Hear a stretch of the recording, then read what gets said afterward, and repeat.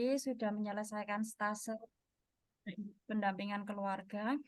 Nanti saya hanya menambahkan atau konfirmasi sedikit saja, menambahi dari pertanyaan Mbak Rina tadi untuk IMT. Nah, Meyuti tadi kan menjelaskan bahwa kenaikannya sudah over. Di situ tadi saya baca sekilas untuk berat badan ibunya itu sebelum hamil kurang lebih 70-an kilo ya, dengan tinggi badan 158 cm. Nah, mungkin alangkah lebih baiknya dihitung IMT-nya, jadi itu nanti akan ketemu berapa kenaikan berat badannya. Seandainya ini kan kontrolnya kasusnya pada usia kehamilan 32 minggu. Nah, jadi pada usia 32 minggu itu kita sudah mengetahui berapa kenaikan berat badan Ibu apakah sudah maksimal sampai batas atas atau mungkin masih ada berapa kilo untuk target maksimalnya. Nah, itu nanti kita perlu di mapping seperti itu ya Mbak Meyuti, nanti minta tolong ditambahkan.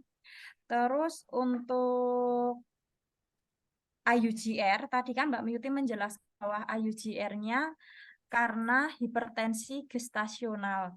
Nah, mungkin di pembahasannya bisa ditambahkan karena kenapa ibu yang hipertensi cenderung berat badan bayinya IUGR. Nah, Mbak Miyuti tadi setelah ditanya dikonfirmasi Mbak Rena sudah menjelaskan karena kemungkinan karena penurunan perfungsi uteroplasenta sehingga berkurangnya peningkatan oksigen dan nutrisi dari ibu ke janinnya. Mungkin itu nanti bisa ditambahkan ke pembahasan dengan didukung dari jurnal apa gitu. Mungkin nanti itu perlu ditambahkan. Jadi ketika ada orang yang membaca laporan Mbak Miyuti, bisa tahu, oh IUGR-nya ini karena faktor hipertensi, jadi mungkin bukan karena faktor nutrisi dari ibunya. Kemudian, nah untuk selanjutnya Mbak Miyuti minta tolong ditambahkan mungkin ditambahkan di buku KIA-nya, karena kan ibu hamil ini tadi dikonfirmasi rujukan dari puskesmas. Ke puskesmas sudah pernah merujuk ke dokter. Nah, yang saya tanyakan benar ke dokter atau ke rumah sakit. Karena setahu saya puskesmas atau bidan pasti akan merujuk ke rumah sakit, bukan ke dokter praktek swasta. Karena kan terkait itu kan ada BPJS dan lain-lain, pasti mereka merujuk ke dokter, ke rumah sakit swasta atau rumah sakit pemerintah. Minta tolong nanti disebutkan itu beneran di dokter atau memang dokter yang praktek di rumah sakit gitu. Kemudian dirujuknya itu saat umur kehamilan berapa minggu, dan hipertensinya ini diketahui saat ibu ini hamil berapa minggu itu. Jadi nanti biar Mbak begitu berkunjung ke sini Mbak Miu itu melakukan asuhan, jadi Mbak Miu itu bisa mendiagnosa, kasarnya bisa memberikan KIE, apakah ini kalau tensinya, ini kan di pembahasannya ada disebutkan Ibu masih rutin mengkonsumsi obat nifedipin ya kalau nggak salah, nifedipin 10 mili, sedangkan tensi itu sudah normal di 130. Nah, apakah normalnya itu apakah karena rutin minum obat tensi atau mungkin karena memang sudah normal, karena di situ dijelaskan bahwa protein urinnya negatif. Biasanya kalau ibu hamil dengan hipertensi gestasional ini akan mendapatkan pantauan dari rumah sakit yang dirujuk, apakah harus konsumsi obat rutin atau tidaknya begitu. Jadi nanti minta tolong ditambahkan di buku KIA-nya di foto untuk tensinya mulai tingginya umur kehamilan berapa dan tingginya sampai berapa, karena di sini kan jangan disebutkan 140 terus normal kembali ke 130. Begitu ya Mbak Meyuting ya. Jadi nanti untuk rencana asuhan, tadi kan ada rencana asuhannya. Jadi di rencana asuhan, kalau kita bisa tahu riwayat pemeriksaan ibu sebelumnya, otomatis di rencana asuhannya nanti kita akan bisa menentukan apakah ini dikembalikan ke rumah sakit atau dikembalikan ke puskesmas, tempat mungkin vaskesnya di puskesmas, atau boleh rutin kontrol di tempat bidan. Itu ya Mbak Beauty, nanti minta tolong lebih dikonfirmasi lagi. Karena IUGR usia kehamilan 32 minggu dengan berat bayi 1,5 kilo. Nah, ini apakah tiba-tiba 32 minggu tensinya tinggi atau sebelumnya tensinya tinggi, itu memang harus ada data pendukung sebelumnya. Mungkin itu aja tambahan dari saya, Mbak Myuti. Saya kembalikan ke Mbak Rena. Baik, terima kasih Bu Dia. Untuk selanjutnya, monggo Mbak Muti. Mungkin mau menjawab pertanyaan-pertanyaan atau mau klarifikasi tentang kasusnya. Oh, baik, terima kasih Bu Dia untuk masukannya. Ini tadi Bu Dia menyampaikan untuk menghitung IMT-nya dan apa untuk mapping berat badan ibunya. Tujuannya untuk mengetahui di sisa kehamilan apa umur kehamilan itu agar tahu berat badan ibu masih punya jatah berapa kilo atau malah seharusnya tidak naik. Terus di pembahasan dari Bu Dia minta untuk ditambahkan bahwa apa jurnal yang memperkuat kenapa pada ibu hamil kenapa pada ibu hamil hipertensi itu eh, menyebabkan bayi IUGR. Terus dari Budia ini tadi disampaikan untuk rujukan, mohon maaf, maksudnya itu rujukannya ke dokter kandungan di rumah sakit Budia.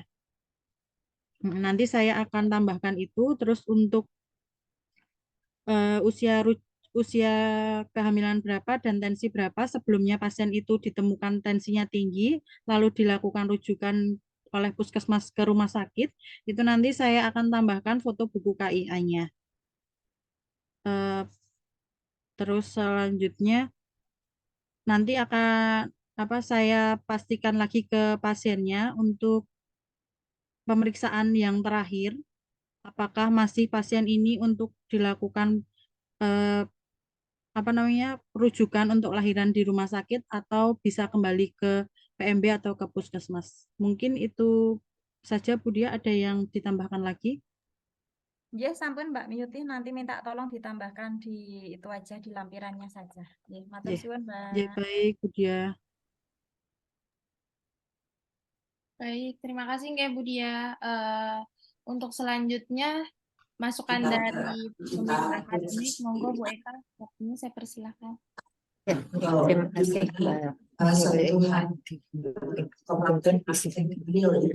ya, mohon maaf, saya tidak punya, saya sudah menyimak dari apa yang disampaikan dan termasuk pertanyaan dari Bu Dia ya, Mbak Muti.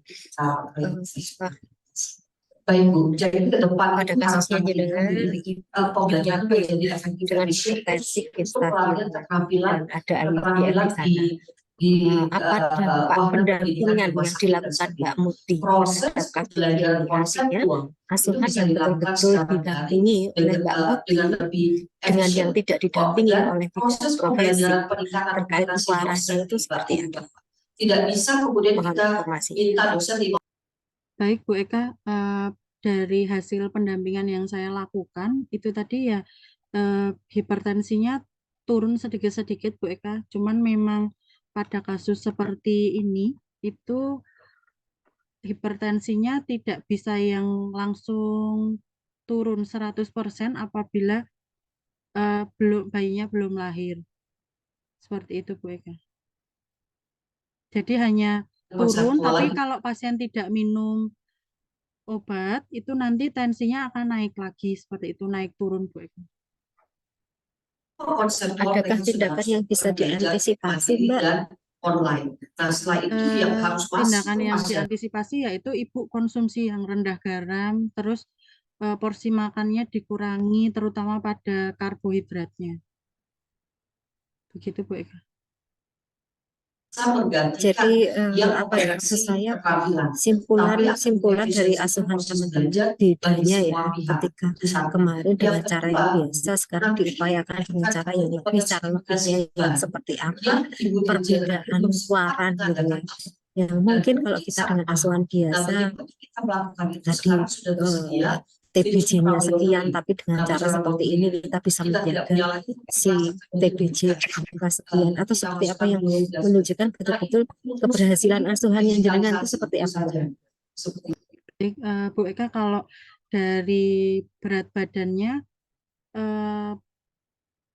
memang masih masuk IUGR terus, tapi masih dalam setiap bulan periksa itu tetap naik. Cuman untuk sampai ke berat minimal 2,5 kilo itu eh, belum mencapai. Tapi dari pendampingan yang dilakukan seperti makan protein itu setidaknya setiap kali periksa itu ada kenaikan berat badan bayinya.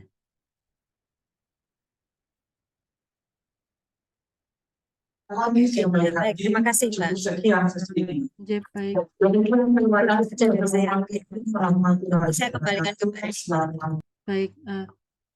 Baik, terima kasih Bu Eka dan Mbak Diah untuk masukannya. Selanjutnya nanti presentasi dilanjutkan oleh Mbak Rena. Monggo Mbak Rena, waktu dan tempat dipersilahkan.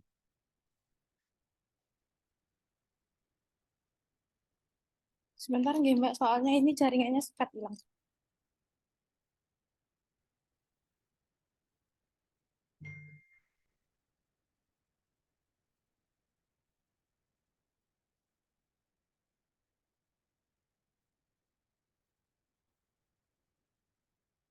Mohon maaf Mbak Mewti, untuk selanjutnya presentasi dari saya nggih. Oke, betul Mbak Rena.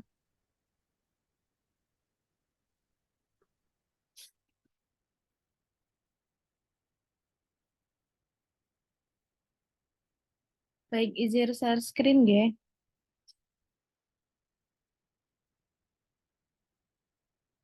Apakah layarnya terlihat, Mbak? Sudah Mbak Rena. Oke, baik. Baik, terima kasih Mbak Mewti atas waktu yang telah diberikan kepada saya. Yang terhormat Ibu Dia Febriani selaku pembimbing lahan, yang terhormat Ibu Yuliasti Eka selaku pembimbing akademik.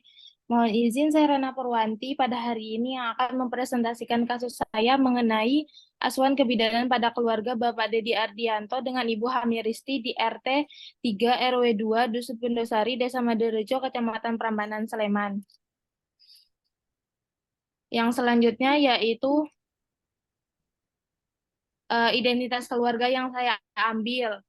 Untuk kepala keluarganya Bapak Dedi Ardianto dengan Ibu Hamil Deni Safitri mempunyai 4 anak. Yang ini untuk kehamilan kelimanya, 4 anaknya yaitu anak pertamanya usia 6 tahun, sekarang sekolah SD. Untuk anak yang kedua yaitu usianya 4 tahun belum sekolah. Untuk yang anak ketiga yaitu atas nama Clara, usianya 3 tahun, dan untuk yang anak yang keempat yaitu atas nama Cynthia, usia sekarang 1 tahun. Yang selanjutnya yaitu untuk denah rumah Bapak Dedi Ardianto ini ada kamar mandi di belakang, kamar tidurnya ada 2, di depan terdapat ruang keluarga dan ruang tamu. Untuk dapurnya berdekatan dengan sumur, tetapi untuk jarak sapi tank dengan sumurnya berjauhan seperti itu. Yang selanjutnya yaitu riwayat persalinan dan nifas pada ibu hamil atas nama Ibu Dani Safitri. Untuk hamil yang pertama yaitu pada tahun 2017 dengan komplikasi bayi BBLR, berat badan lahirnya 2100. Yang kedua, hamil keduanya itu pada tahun 2019 normal, tidak ada komplikasi. Yang ketiga yaitu pada tahun 2020 normal juga, tidak ada komplikasi. Nah, yang terakhir yaitu 1 tahun yang lalu pada tahun 2022 untuk berat badan lahir bayinya yaitu 2.500 gram. Nah, yang selanjutnya untuk riwayat kontrasepsinya, Bu Dani ini hanya kontrasepsinya 1 kali, yaitu di tahun 2020 dengan kontrasepsi suntik 3 bulan, tetapi itu tidak berlangsung lama karena ternyata kemungkinan kontrasepsi ini tidak cocok dengan Bu Dani, sehingga pada tahun 2021 itu Bu Dani hamil lagi seperti itu. Yang selanjutnya yaitu riwayat kesehatan keluarga. Untuk riwayat kesehatan keluarganya baik, tidak ada yang sedang atau pernah menderita suatu penyakit sistemik seperti jantung, hipertensi, diabetes, HIV, ataupun AIDS. Untuk kebiasaan memeriksakan diri ini, Ibu rajin memeriksakan diri ke fasilitas kesehatan jika sedang sakit. Untuk kebiasaan keluarga itu tidak ada yang merokok, minum obatan, maupun minum jamu. Untuk riwayat kehamilan yang ini yaitu haid terakhirnya tanggal 27 Januari 2023, untuk HPL-nya yaitu 3 November 2023. Ibu ANC sejak kehamilan 8+4 minggu. Di mana beliau baru mengetahui dirinya hamil pada 8 minggu karena telat haid selama 2 bulan seperti itu. Untuk frekuensi pemeriksaannya, alhamdulillah rutin untuk trimester satunya. Mohon maaf, ini sepertinya salah menuliskan saya. Untuk trimester satunya 1 kali, untuk trimester 2-nya 2 kali, trimester 3-nya itu 3 kali. Untuk pola nutrisi dan pola eliminasi ibu tidak ada masalah baik. Yang selanjutnya yaitu di data objektif pada saat pemeriksaan di 6 Oktober, yaitu keadaan umum ibu baik, kesadarannya kompos medis, tekanan darahnya 120/80, untuk berat badannya 57 kg, nadinya normal. Untuk pemeriksaan fisik juga normal, pemeriksaan payudara pada saat usia kehamilan 35 minggu 4 hari itu tidak ada benjolan, puting susunya menonjol, ASI-nya belum keluar. Nah, untuk pemeriksaan Leopold sendiri, TF-nya 29 cm, 3 jari di bawah PX. Untuk Leopold 2-nya, bagian kanan ibu teraba ekstremitas janin, sedangkan bagian kiri ibu teraba punggung janin. Untuk DJJ-nya sendiri saya izin menambahkan 134 kali per menit. Untuk Leopold 3-nya teraba kepala janin, dan untuk Leopold 4-nya konvergen, yaitu belum masuk panggul karena usia kehamilannya juga baru 35 minggu plus 4 seperti itu. Untuk perumusan masalahnya berdasarkan data objektif dan data subjektif yang telah dilakukan, yaitu berdasarkan hasil pengkajian data dasar terhadap keluarga Bapak Edi Ardianto, maka rumusan masalah yang dapat saya ambil yaitu mengenai Ibu Dani Savitri dengan Hamiristi dan risiko anak stunting. Yang kedua yaitu Ibu Dani Savitri yang tidak KB. Yang selanjutnya yaitu untuk prioritas masalahnya saya mengambil 3 bahan, yaitu dengan Hamiristi dan resiko anak stunting karena jarak anak yang dekatan. Yang kedua yaitu tentang pengetahuan KB. Prioritas masalah pada Bapak Dedi Ardianto itu yaitu ibu hamil dengan Risti serta adanya risiko anak stunting, sehingga membutuhkan KIE ibu hamil Risti serta KB dan pendampingan pemenuhan gizi agar menghindari terjadinya stunting pada anak. Untuk POA-nya sendiri saya melakukan pengkajian 2 kali. Yang pertama itu pendataan pada tanggal 2 Oktober, yang selanjutnya pengkajian di PMB pada tanggal 6 Oktober. Nah, setelah dilakukan pendataan dan pengkajian, saya mendapatkan masalah yang akan saya bahas atau saya melakukan penyuluhan mengenai pengetahuan ibu hamil tentang resiko kehamilan, terutama pada ibu dengan multipara dan hamil di usia lebih dari 35 tahun pada tanggal 10 Oktober di kediaman Tuan Dedi Ardianto. Nah, yang selanjutnya yaitu saya melakukan penyuluhan lagi mengenai KB karena berdasarkan prioritas masalah ibunya yaitu tidak KB seperti itu. Ibu hanya KB pada tahun 2020 dan KB tersebut gagal. Nah, itu di tanggal 15 Oktober pada tahun 2023. Yang selanjutnya yaitu pada saat Bu Dani ini melahirkan di PMB Dia Febriani pada tanggal 17 Oktober. Dan saya melakukan konseling ASI eksklusif karena berdasarkan hasil pemeriksaannya itu panjang bayinya yaitu 46 cm seperti itu. Untuk yang selanjutnya yaitu evaluasi. Nah, setelah dilakukan beberapa penyuluhan tersebut yang sebelumnya, Ibu lebih paham serta bisa peduli terhadap kesehatan KB, dan Bu Dani juga alhamdulillah sudah KB pada tanggal 17 Oktober itu pada saat lahiran, yaitu KB-nya KB IUD pasca salin seperti itu.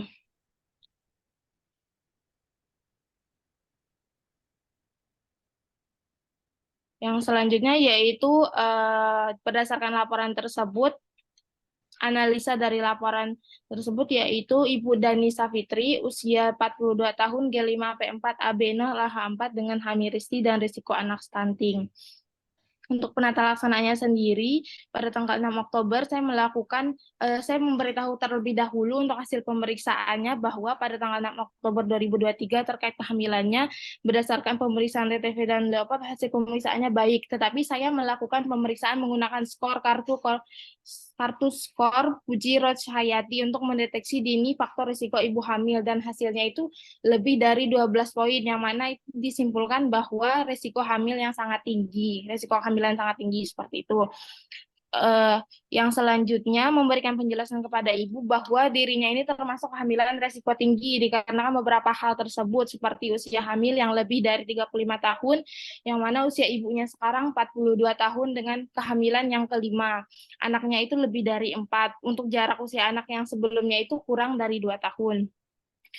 Yang selanjutnya yaitu memberitahu ibu untuk mempersiapkan apa sih yang harus dibawa pada saat persalinan nanti. Dan alhamdulillah pada saat saya melakukan edukasi tersebut, ibu sudah mempersiapkan apa sih persiapan-persiapan yang harus dibawa saat persalinan nanti. Yang selanjutnya yaitu memberitahuan kepada ibu bahwa tanda-tanda persalinan seperti mules dengan teratur, keluar lendir bercampur darah dari jalan lahir, dan keluar cairan ketuban dari jalan lahir seperti itu. Yang selanjutnya yaitu memberitahu ibu tentang bahaya kehamilan.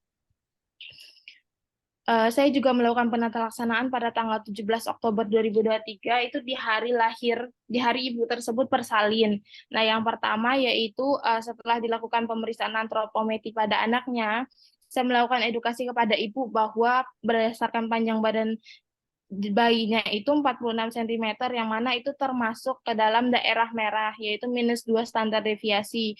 Nah, itu termasuk dengan resiko anak stunting, sehingga menyarankan ibu tersebut untuk wajib memberikan ASI eksklusif untuk memenuhi nutrisi bayi seperti itu, dan juga menyarankan ibu untuk rutin melakukan pemeriksaan di posyandu untuk melihat pertumbuhan dan perkembangan anaknya.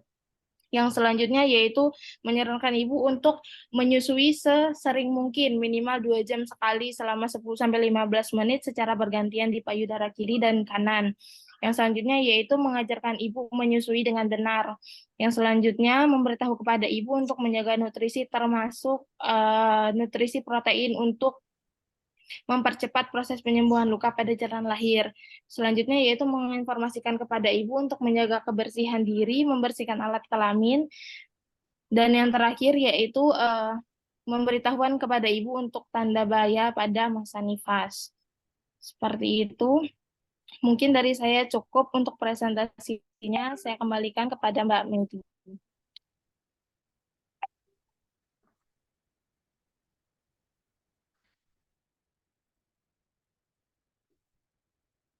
Baik, terima kasih Mbak Rena sudah menyampaikan paparan materinya. Di sini saya akan menanggal paparan materi dari Mbak Rena. Tadi Mbak Rena menyampaikan jika pasien Mbak Rena ini resiko tinggi karena umur dari ibunya dan juga jarak anaknya dekat. Ibu tersebut KB kan hanya sekali ya Mbak Rena ya. Baik. Berarti sebelumnya apa alasannya pasien tersebut kenapa kok KB hanya sekali? Sedangkan sudah yang KB sekali itu terus kebobolan ya Mbak Rena ya? Iya, Mbak. Oke, baik. Nah, itu sudah KB sekali kebobolan, habis itu malah nggak KB. Nah, itu tuh karena pasien istilahnya kayak tidak percaya dengan KB atau memang tidak tidak mendapatkan informasi ke informasi kelanjutan kayak gitu, karena kenapa kok sampai KB-nya tuh gagal, terus bukannya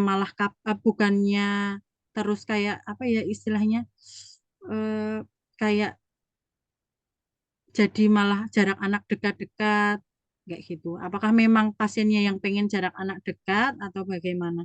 Terus selanjutnya setelah pasien ini lahiran itu apakah Mbak Rena menyarankan, ini kan usia ibunya juga sudah risti ya Mbak Rena dan jarak anaknya dekat.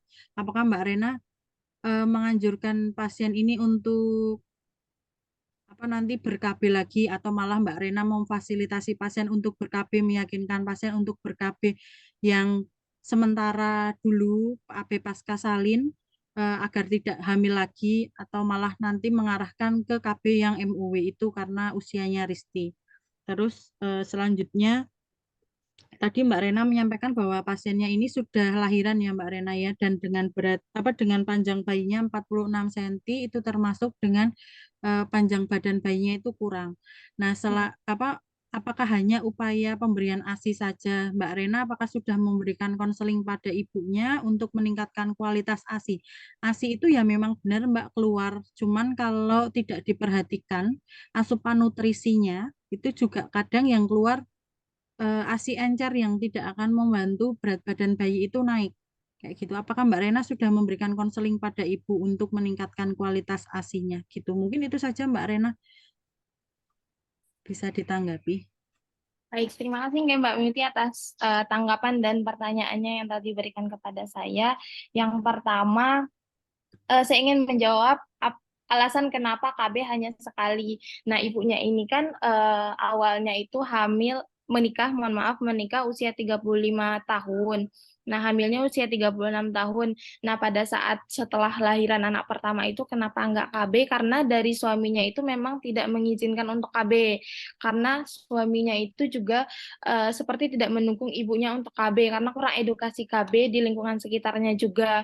Sebenarnya dari ibunya cuma emang pengen KB, hanya kurang dukungan dari suaminya tersebut begitu. Nah, untuk KB yang terakhir itu juga gagal, itu kemungkinan karena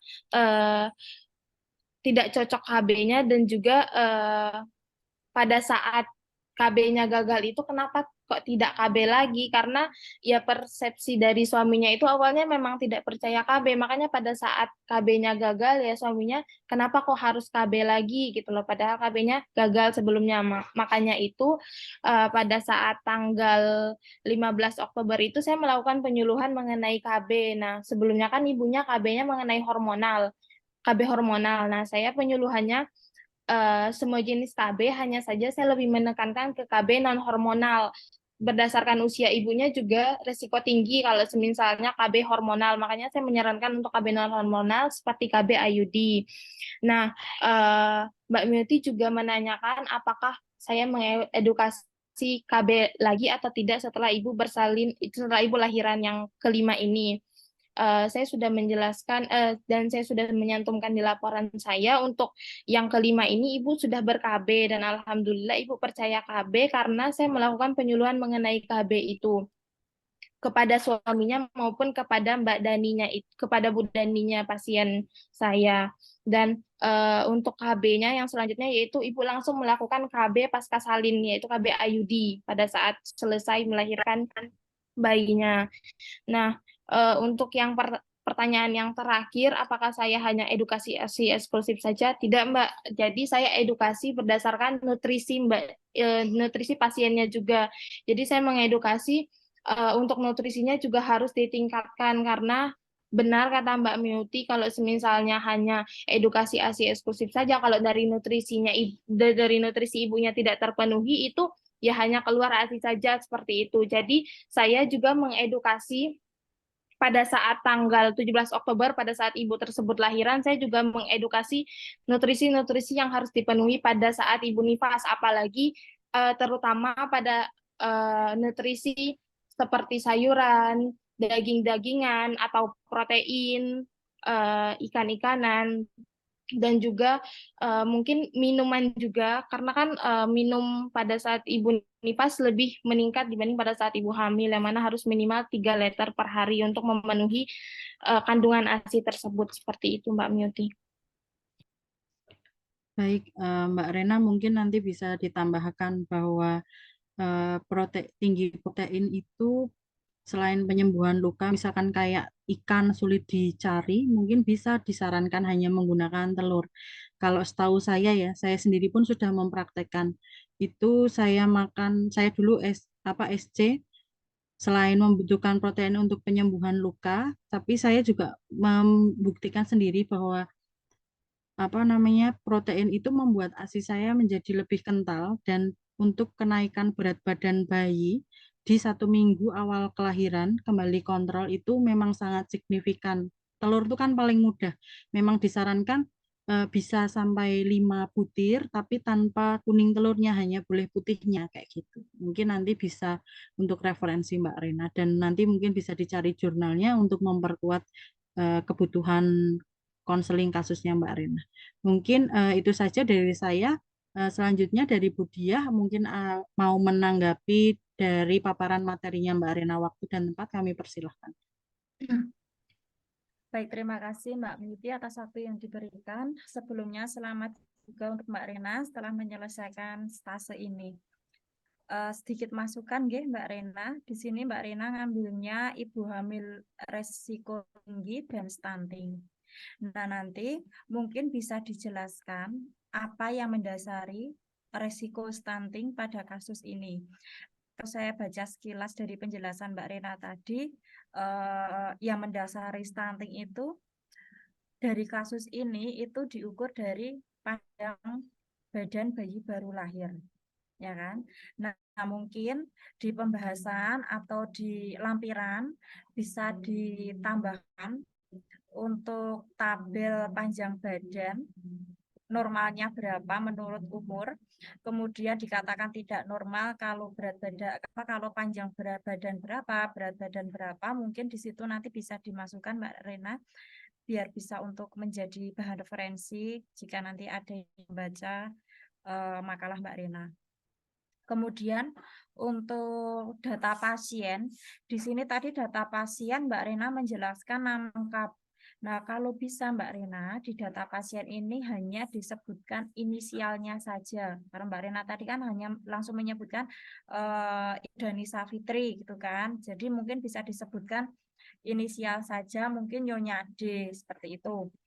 Nah, karena ini tadi kan kasusnya kan ibunya umurnya sudah 40-an lebih, kemudian menikahnya umur 35 tahun, sudah termasuk resiko tinggi ya, karena kan ibu hamil G1 usia kehamilan di atas umur ibu di atas 35 tahun itu kan udah termasuk resiko tinggi.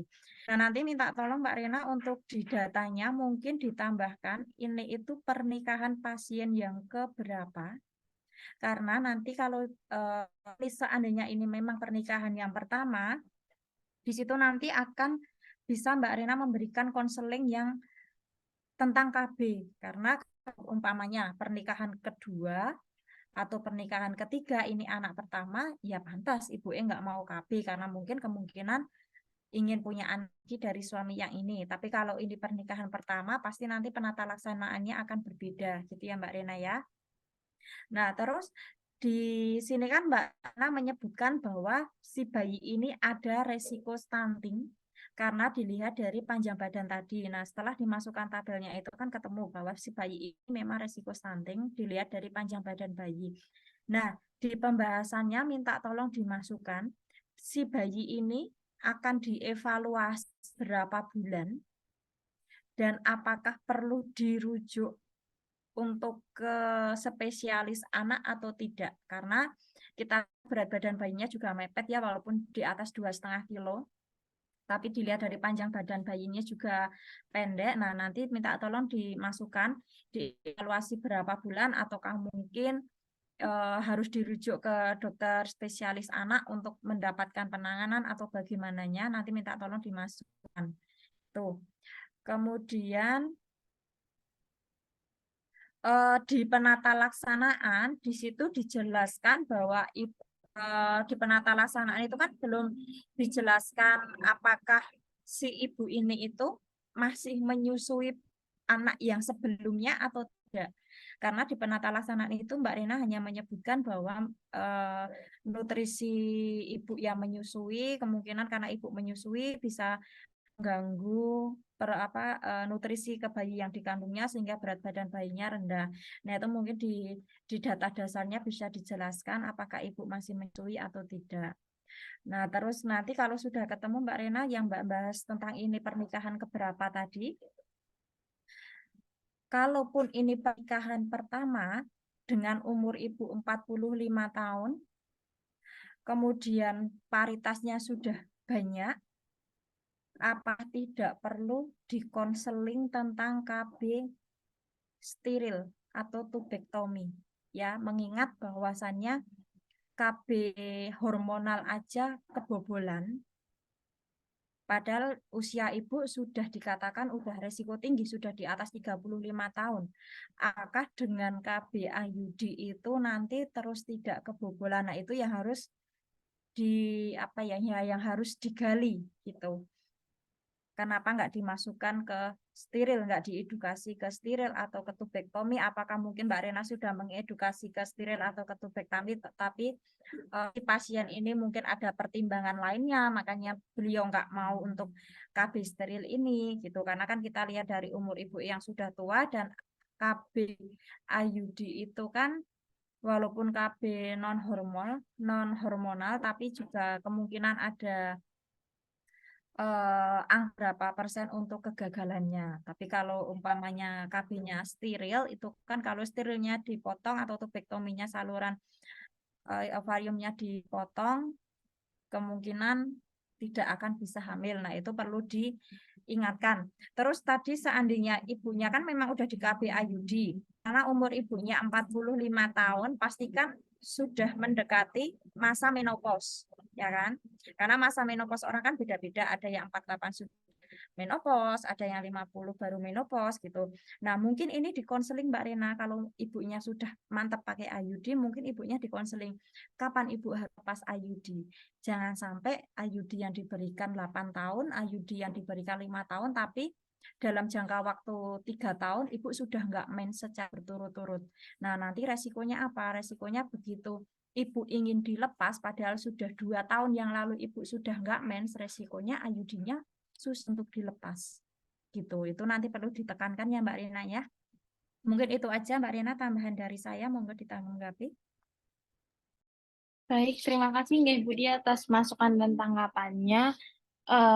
Untuk yang pertama yaitu Bu Dia menanyakan apakah hal yang mendasari resiko stunting pada kasus ini selain dari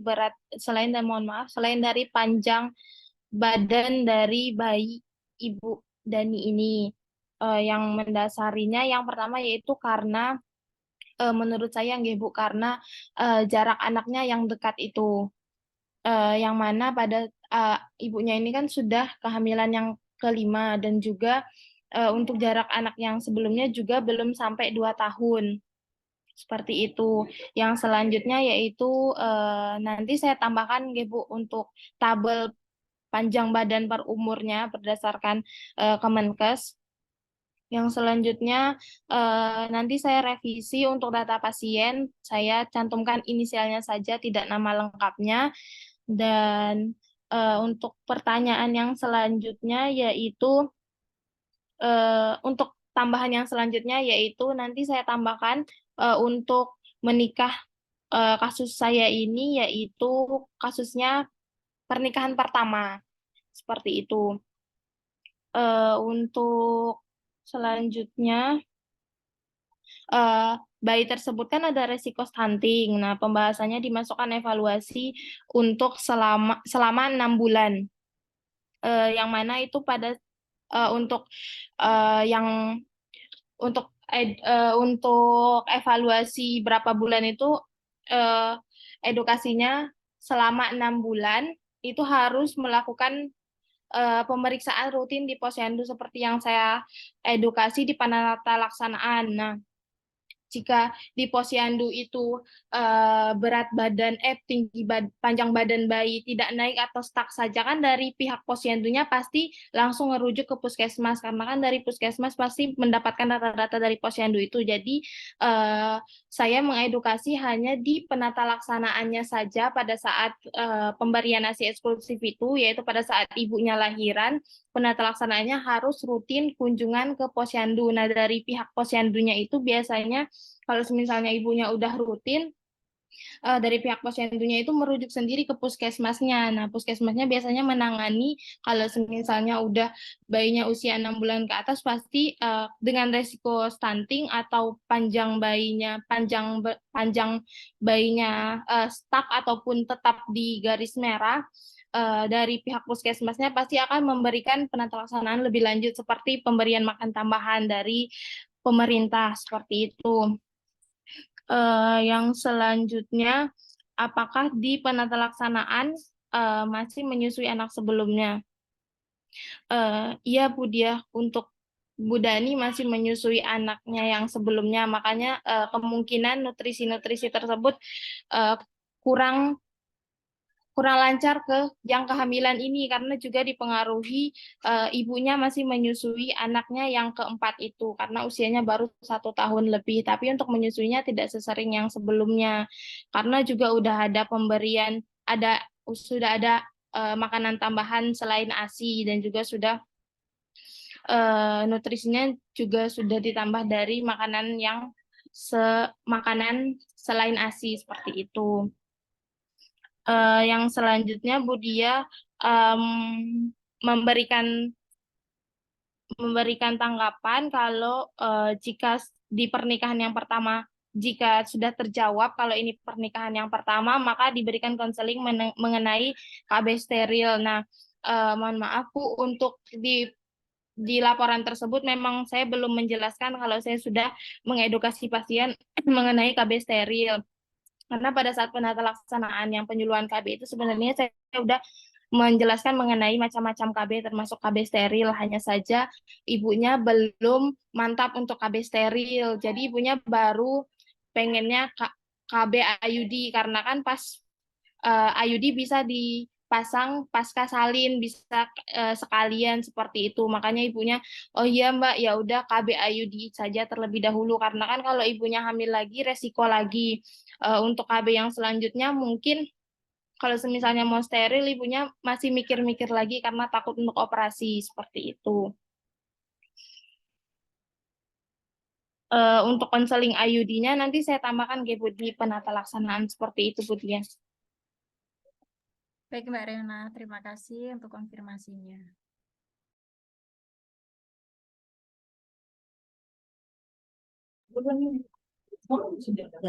Untuk selanjutnya saya atau Lanjutnya Bu, ngapunten Bu Eka, selanjutnya Bu Eka J. Baik, terima kasih atas waktu yang diberikan. Mohon maaf ya Bu Dia, Mbak Rena, Mbak Muti. Tadi saya harus berbisik-bisik karena masih di dalam ruangan. Ini mencoba sudah di luar ruangan. Kalau menunggu waktu kayaknya nggak akan pernah bisa ya, kecuali hari Minggu ya Bu Dia. Tapi nanti kalau hari Minggu kasihan Bu Dianya. Mbak Rena, tadi pengelolaan kasusnya, terima kasih sudah ada upaya gitu ya, upaya koreksi bahwa undang-undang kebidanan itu kan sudah dicabut ya sayangnya, Mbak Rena. Jadi jangan dibawa-bawa lagi, takutnya terkesan bahwa kita tidak rela undang-undang kita dicabut dengan undang-undang kesehatan ya, itu ya. Kalau nanti diperbaiki di naskah, di PPT, apapun dokumen yang masih menyatakan undang-undang kebidanan untuk diperbaiki. Kemudian rasanya sudah sering sekali bahwa kita harus menjaga kerahasiaan pasien, sehingga meskipun ini forum khusus gitu ya, hanya dengan pembimbing, tapi alangkah etisnya untuk nama identitas pasien itu nggak perlu disebutkan Mbak Rena ya. Oke, baik Bu Eka. Mbak Renata kan masih menyebut nama Pak Dedi Ardianto gitu-gitu ya. Mohon tetap inisial saja termasuk di dalam dokumentasi laporan-laporannya bisa disimpan detailnya untuk Mbak Rena saja. Kalau nanti ada nomor HP, ada alamat rumah juga dikasih XX gitu ya. Dijaga kerahasiaannya pokoknya. Kemudian luar biasa nih kasusnya G5 P4 AB0 AH4 ya Mbak. Anaknya aja drindil ya, drindil 6 tahun, 4 tahun, 3 tahun, 1 tahun dan hamil sekarang gitu. Tantangan besar ya, tantangan besar. Ini pasien rutinnya Bu Dia enggak ya? Kebetulan kesininya itu udah mendekati HPL Bu. Yang menjadi pasiennya Bu Dia itu sejak G yang keberapa? Yang dua anak terakhir nih, karena ibunya ini Yang kebetulan 3 tahun, 1 tahun itu sudah dengan jenengan? belum, berarti yang terakhir Ibu. Yang 1 tahun ya, yang 1 itu tahun. memang kita sudah konseling dan apapun, memang suaminya itu yang tidak mau untuk Tidak maunya itu soal agama atau soal apa ya Mbak Rena Bu Dia? Kalau kemarin itu saya gali-gali Bu, itu katanya itu intinya si bapak ini tuh masih nganut banyak anak banyak rezeki gitu loh Bu. Tapi bukan soal karena berbeda ya.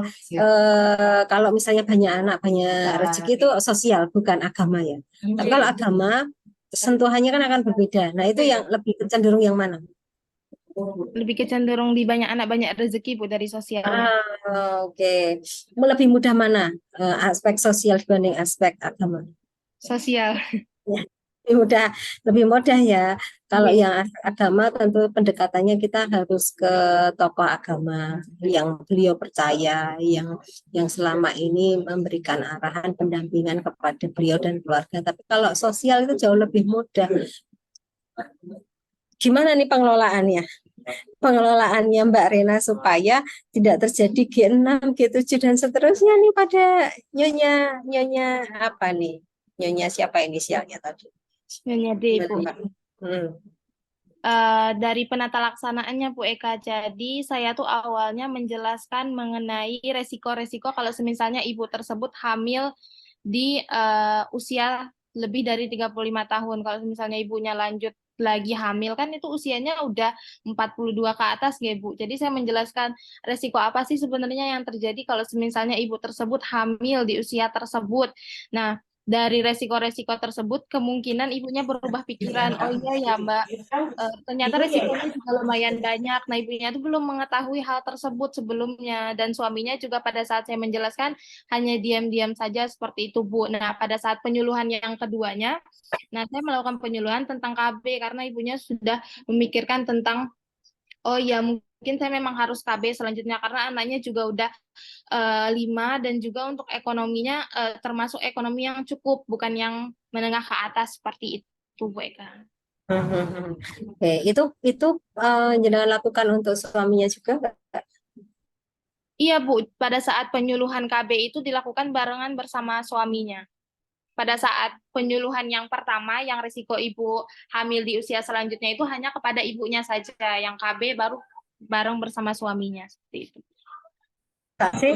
Masa sih waktu dia G4 apakah sama sekali tidak ada asuhan pendampingan keluarga ke suami maksud saya? Waktu Kalau kehamilan sebelumnya yang G4 loh Mbak, waktu G4 dulu.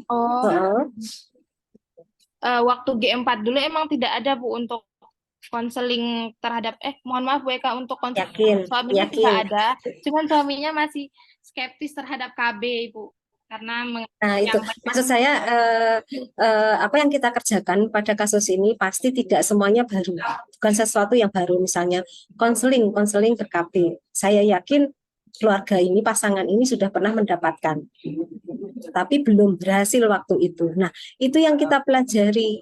Artinya konseling yang kita kerjakan sekarang menindaklanjuti evaluasi sebelumnya. Waktu dulu kenapa kok akhirnya belum mantap untuk melakukan KB? Ya itu karena apa? Diubahlah pengelolaannya, caranya oleh Mbak Rena pada kehamilan sekarang. Dan saya setuju tadi kalau memang bukan ada kaitannya keyakinan berkabi itu tidak masalah bagi pasangan ini, kenapa tidak didorong untuk tubektomi tadi? Tidak harus tubektomi sih, kalau suaminya luar biasa mau vasektomi kan juga nggak ada masalah ya, tapi pemilihan KB-nya KB yang mantap. Nah itu gimana Mbak Ren? Ya, kalau dari penyuluhan yang saya lakukan ya Bu, dari yang penyuluhan pas menjelaskan tentang resiko hamil yang di usia lebih dari 35 tahun itu ibunya kan emang sebenarnya udah pengen KB, cuman dari suaminya kan yang tidak mengizinkan. Nah, makanya itu untuk tidak mengizinkannya itu karena apa? Karena sudah yang digali belum? banyak anak banyak rezeki itu Bu. Jadi suaminya ya udah kalau emang rezeki hamil untuk rezeki punya anak ya udah dilakuin aja, jangan sedih. Dan ada yang lebih penting dari soal jumlah anak, bagaimana bisa mewujudkan anak yang berkualitas supaya masa depannya lebih baik, supaya generasinya lebih baik, itu kan pendekatannya lebih banyak ke sana ya Mbak Rena. Iya Bu. Sudah berhasil atau belum keluaran yang diharapkan oleh Mbak Rena? Sudah Bu Eka, karena pada saat itu juga saya menjelaskan kalau semisalnya anaknya dekat-dekatan seperti itu, ya otomatis buat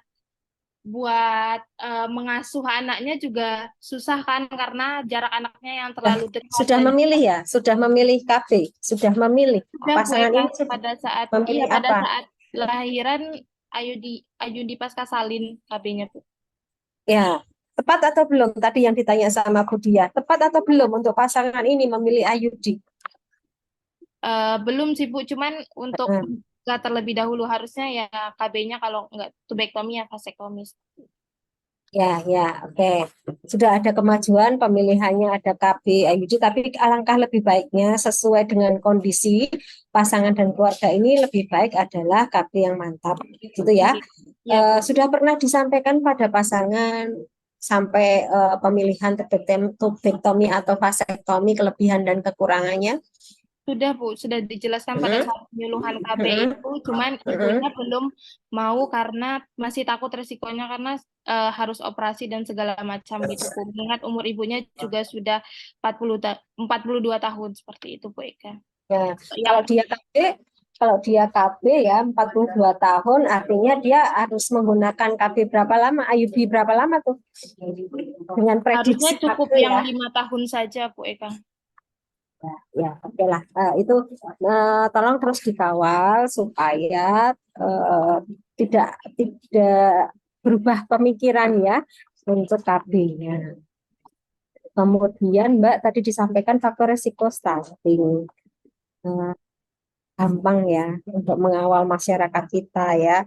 Kita sudah tahu apa saja faktor resikonya, tapi dalam kondisi seperti ini, nah, apa yang dilakukan ke depan untuk meminimalkan resiko stuntingnya dengan kondisi yang sudah ada?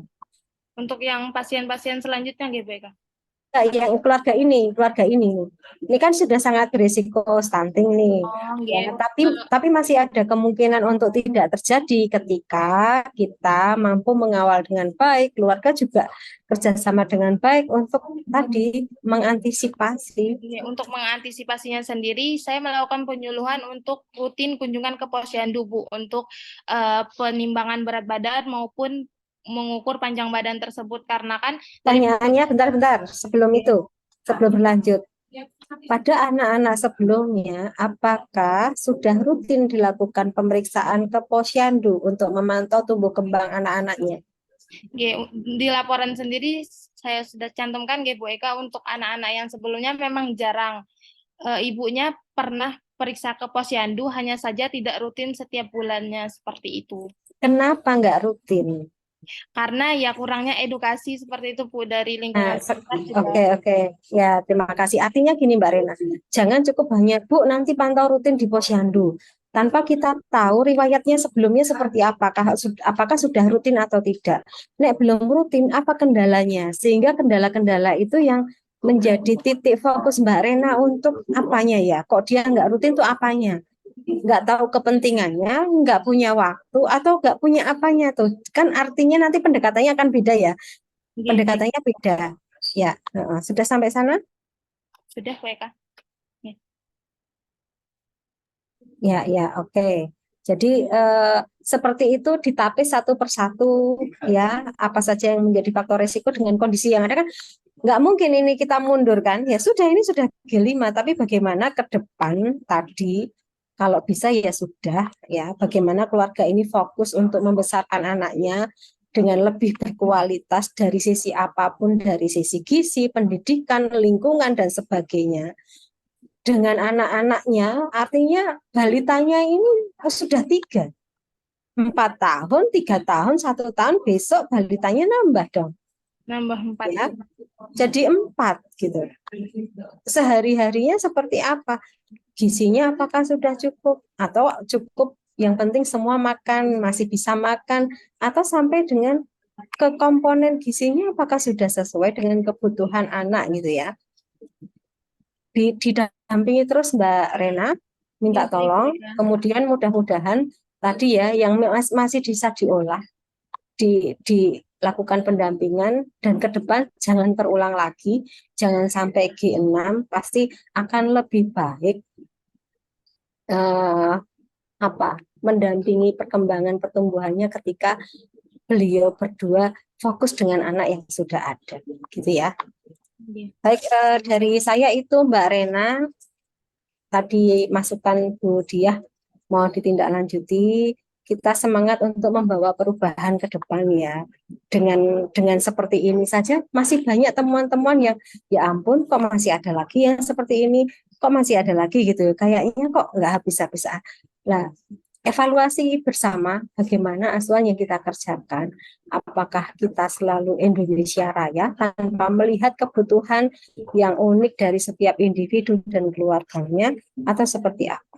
Ya, kita intinya belajar bersama, mau berubah mulai dari diri kita, dari apa yang kita berikan, dari yang Mbak Rena lakukan, dari Mbak Muti lakukan bersama-sama dengan pembimbing di lapangan, gitu ya. Oke, terima kasih kerja kerasnya Mbak Rena dan Mbak Muti. Mudah-mudahan yang diupayakan memberikan manfaat bagi kita semua. Semangatnya dijaga, perubahannya dijaga, dan tadi selalu kita evaluasi apa yang kita kerjakan, apakah sudah berhasil atau belum, yang diupayakan juga sesuai dengan akar permasalahan yang kita temukan. Gitu, nggih. Terima kasih Bu Diah atas waktu dan pendampingannya. Waktu saya kembalikan ke teman-teman yang menjadi moderator. Baik, terima kasih Bu Eka, terima kasih Bu Diah atas bimbingan dan arahannya. Mungkin ada yang mau ditambahkan lagi, Bu Diah? Sepertinya sudah cukup Mbak Miyuti. Mbak Rena mungkin ada yang mau ditambahkan? Kalau dari saya sudah cukup, Mbak. Baik, mungkin itu saja Bu Eka, Bu Diah untuk Semsus siang ini. Mungkin saya close untuk Zoom-nya. Terima kasih banyak Bu Eka dan Bu Diah. Selamat siang, Bu. Oke, baik. Terima kasih banyak Terima nih Bu Eka, Bu kasih. Diah. Oke, matur suwun Bu Eka. Terima kasih Bu Diah, matur nuwun teman-teman, izin ya. Oke, Bu. Bu. Ren, coba Mbak, aku aku tunggu belakangan. dulu. Mbak, Coba Mbak, berhentiin aja recordingnya. saya bentar. Mana sih?